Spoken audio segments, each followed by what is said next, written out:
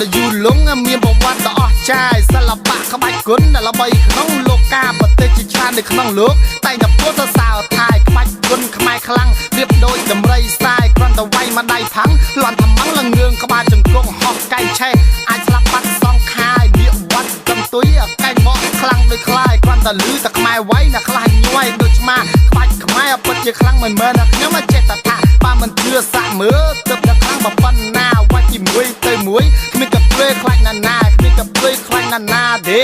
យើសិល្បៈគុណខ្មែរយើសិល្បៈគុណខ្មែរសិល្បៈគុណខ្មែរយើសិល្បៈគុណខ្មែរ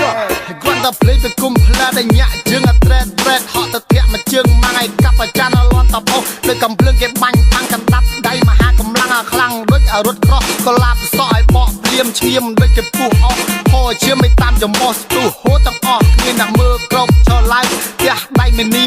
ហើយលន់មាត់គ្នាតែកម្ពុជាពិតជាខ្លាំងមើលទៅគូប្រកួតសន្លប់ដូចជាត្រីអាំងប៉ះអ្នកខ្លាំងដូចជាត្រីអាំងដូចជាត្រីអាំងយ៉ាង